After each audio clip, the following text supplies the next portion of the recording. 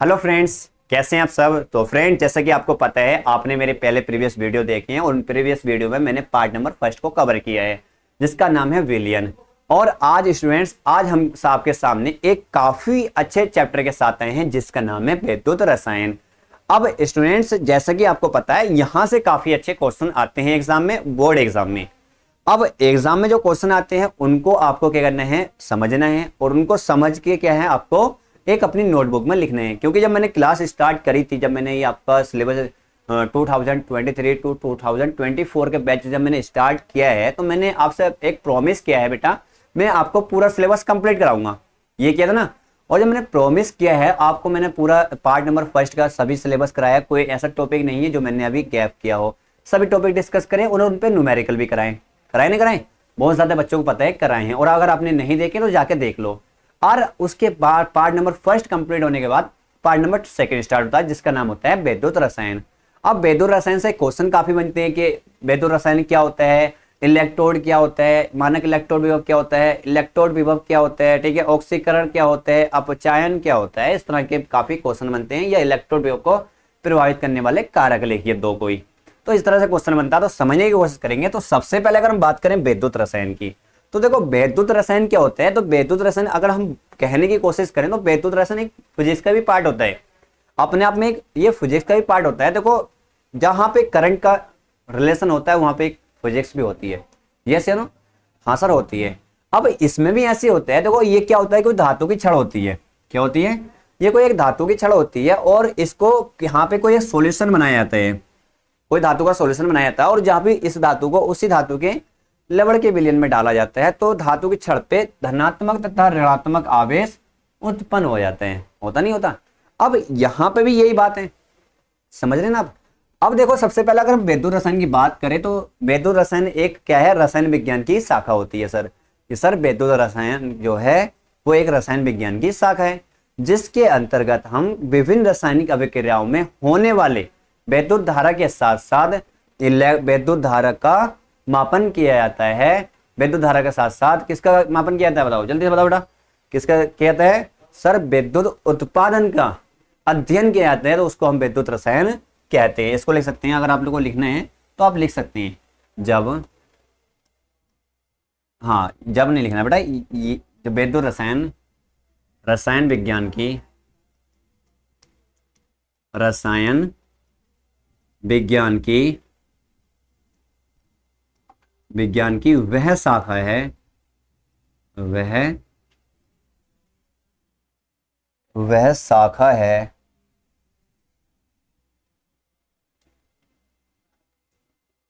शाखा है जिसके अंतर्गत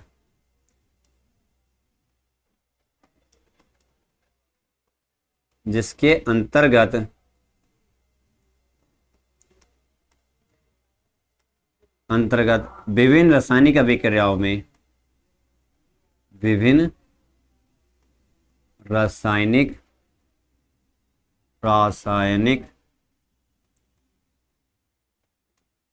अभिक्रियाओं में, रासायनिक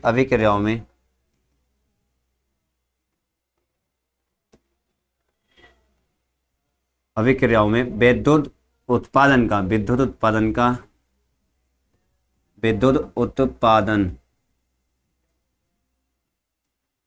का अध्ययन किया जाता है।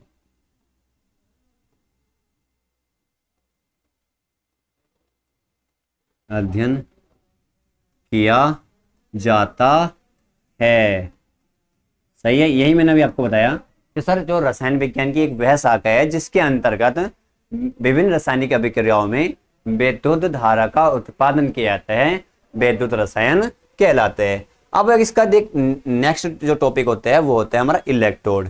क्या होता है? इलेक्ट्रोड। अब हम इलेक्ट्रोड की बात करते हैं बेसिकली, तो इलेक्ट्रोड को समझने के लिए आपको बहुत ज्यादा समझना होगा।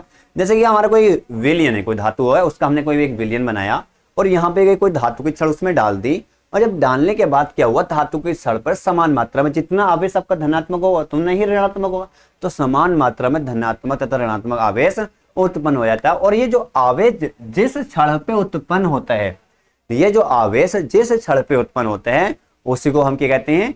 इलेक्ट्रोड कहते हैं। एक बार सुनो, कि जब किसी धातु की छड़ को उसी धातु के लवण के विलयन में डुबाया जाता है तो धातु की छड़ पे समान मात्रा में धनात्मक तथा ऋणात्मक आवेश उत्पन्न हो जाता है, जिससे इलेक्ट्रोड कहते हैं। अब इलेक्ट्रोड भी टू टाइप के होते हैं, एक होता है आपका एनोड, एक होता है कैथोड। अगर एग्जाम में क्वेश्चन आ जाए तो इलेक्ट्रोड कितने प्रकार के होते हैं? इलेक्ट्रोड दो प्रकार का होता है, एक एनोड और एक कैथोड।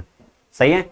अब एनोड के बारे में लिख देंगे और कैथोड के बारे में। अगर कैथोड हेडिंग डालेंगे, कैथोड पे लिखेंगे तो इस कैथोड पर धनात्मक आवेश होता है और एनोड पे ऋणात्मक आवेश उपस्थित होता है। सही है। तो इतना आप खुद लिख लेंगे। अगर मैं बात करता हूं तो लिखो, चलो 1 मिनट लगता है, मैं तो लिख ही देता हूं आपके लिए। तो देखो बेटा, जब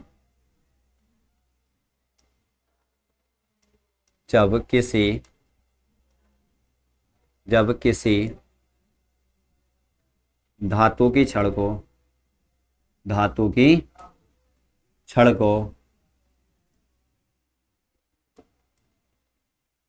लवण के विलयन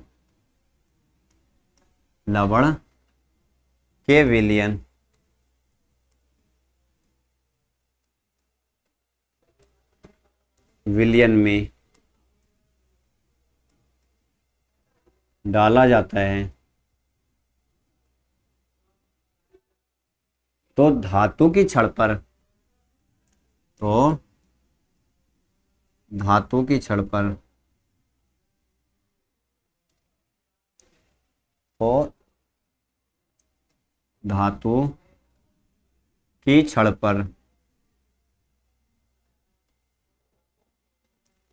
पर समान मात्रा में धनात्मक तथा ऋणात्मक आवेश आ जाता है।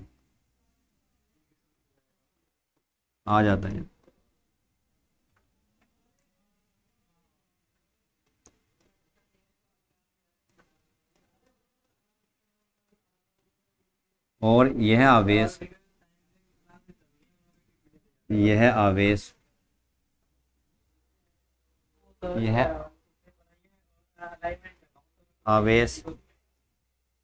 जिस छड़ पे आता है बेटा, जिस छड़ पर आता है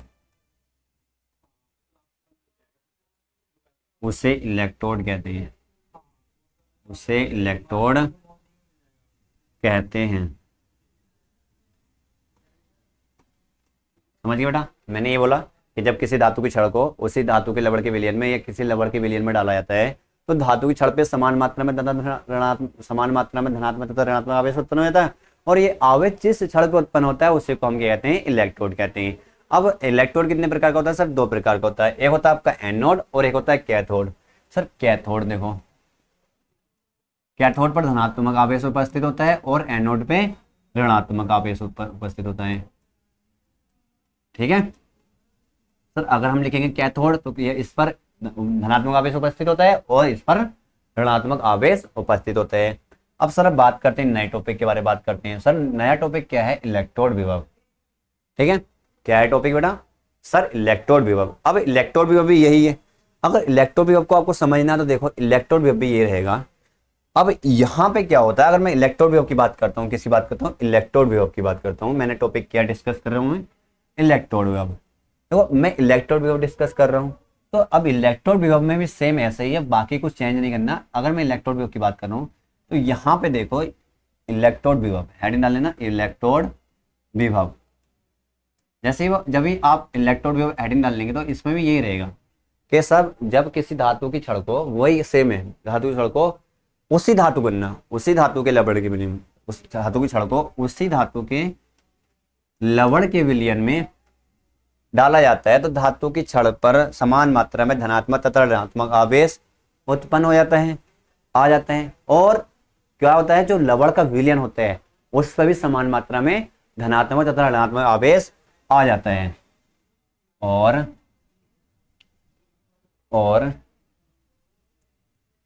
और विलयन पर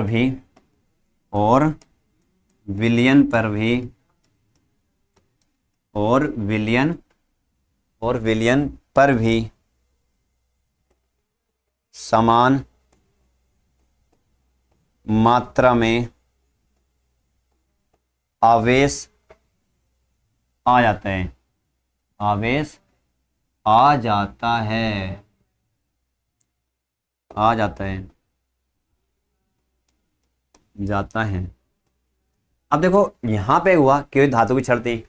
अब मान लो धातु की छड़ मेरे के पास क्या है, जिंक की है, तो मेरा विलियन भी क्या है बेटा, जिंक का है। अब मैंने जिंक का लबड़ का विलियन, जिंक लिए और उसका एक लबड़ लिया और उसका क्या बना, मैंने विलियन बना दिया। अब मैंने क्या करा, जिंक की मैं छड़ लेके आ रहा, जैसे ही मैं जिंक की छड़ लेके आया मैंने उसमें डुबो दिया उसको। और जैसे ही मैं डुबो दूंगा तो मेरे जो इलेक्ट्रोड, इलेक्ट्रोड क्या होता है, धातु की छड़ होती है। अब उसमें क्या होता है, धनात्मक तथा ऋणात्मक आवेश समान मात्रा में आ जाता है। और उसी के साथ साथ जो विलियन होता है आपका, लबड़ का विलियन होता, तो उसके सिरों पर भी, उस पर भी क्या हो जाता है, समान मात्रा में धनात्मक तथा ऋणात्मक आवेश उत्पन्न होता है। तो जब आवेश आ जाता है तो अब उनके बीच जो इलेक्ट्रोड होता है, जो इलेक्ट्रोड का विभव होता है और जो विलियन का विभव होता है, उनके विभव के अनुपात के अंतर को ही क्या कहते हैं, इलेक्ट्रोड विभव कहते हैं। तो आगे लिख लेना, आवेश मात्रा में आ जाता है और और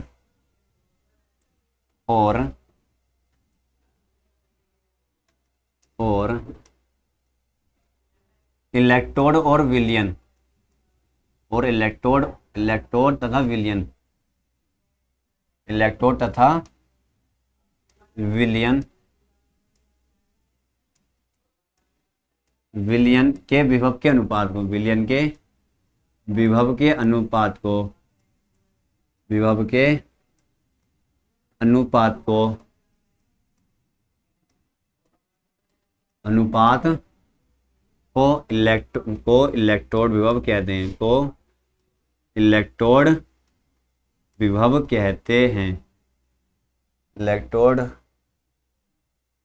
विभव कहते हैं।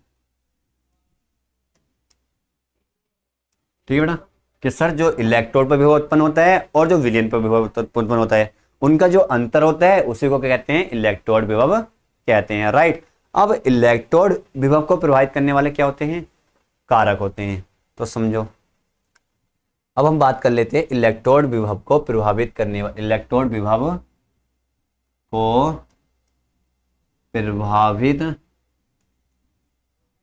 प्रभावित करने वाले कारक, करने वाले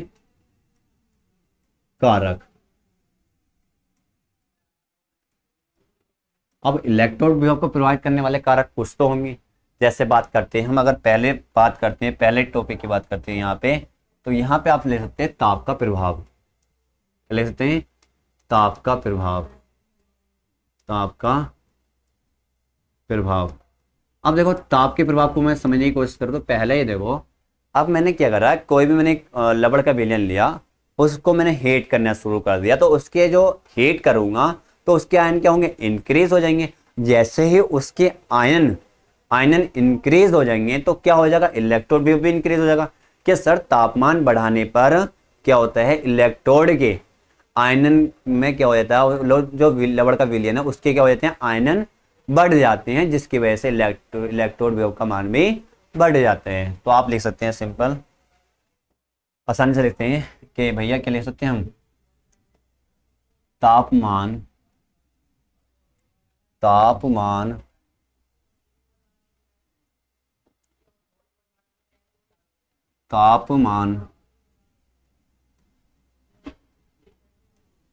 बढ़ाने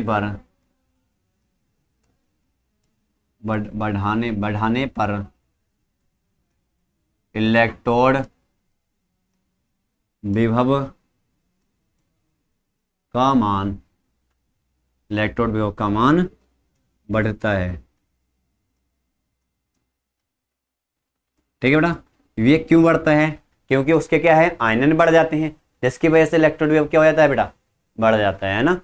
कि सर तापमान बढ़ाया तो उसके आयनन क्या हो गए, बढ़ गए, जिसकी वजह से इलेक्ट्रोड विभव का मान भी क्या हो गया, बढ़ गया। तो तापमान बढ़ाने पर इलेक्ट्रोड विभव का मान बढ़ता है। अगर मैं बात करता हूँ बेटा, किसका बात करता हूँ मैं, सांद्रता की बात करता हूँ। बेटा सांद्रता को समझो,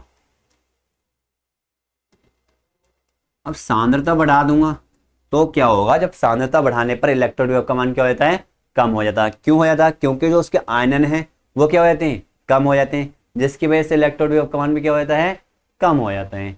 सांद्रता बढ़ाने पर सांद्रता बढ़ाने पर, लिख देना बेटा, सांद्रता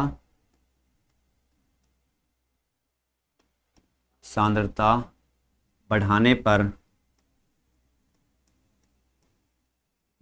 पर इलेक्ट्रोड विभव का मान बढ़ता है। इलेक्ट्रोड विभव का मान,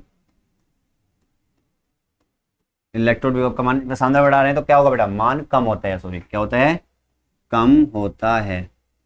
क्यों कम होता है सर, क्योंकि उसके आयनन क्या हो जाते हैं, आयनन कम हो जाते हैं, जिसकी वजह से इलेक्ट्रोड विभव का मान भी क्या हो जाता है, कम हो जाता है, राइट। अब बात करते हैं बेटा नेक्स्ट पॉइंट की बात करते हैं। इसमें हम बात कर लेते हैं बेटा चालकता का प्रभाव, चालकता की प्रकृति। तीसरा पॉइंट कर लेते हैं हम बेटा चालकता की प्रकृति, चालक की प्रकृति, चालक की प्रकृति। अगर बेटा हम चालक की प्रकृति की बात करें तो बेटा यहाँ पे क्या होता है, बेसिकली इसको समझना जैसा चालक की प्रकृति का क्या फर्क पड़ता है। अगर हम किसी की भी चालकता बढ़ा देते हैं तो इलेक्ट्रोड का मान क्या होता है, इलेक्ट्रोड का मान क्या होता है सर, बढ़ जाता है। अगर जितनी ज़्यादा चालकता बढ़ाएंगे उतना ही ज़्यादा क्या होगा, इलेक्ट्रोड क्या हो जाएगा, इलेक्ट्रोड क्या हो जाएगा, का मान जो होगा वो इलेक्ट्रोड विभव का मान क्या हो जाएगा बेटा, बढ़ जाएगा। अगर सर हम चालकता को कम कर दे तो क्या होगा, तो जाहिर सी बात है कि इलेक्ट्रोड विभव का मान क्या हो जाएगा, कम हो जाएगा, है ना, क्या हो जाएगा, इलेक्ट्रोड विभव का मान कम हो जाएगा। लिख सकते हैं बेटा चालकता बढ़ाने पर, चालकता बढ़ाने पर, चालकता बढ़ाने पर इलेक्ट्रोड का मान बढ़ता है, इलेक्ट्रोड का मान बढ़ता है।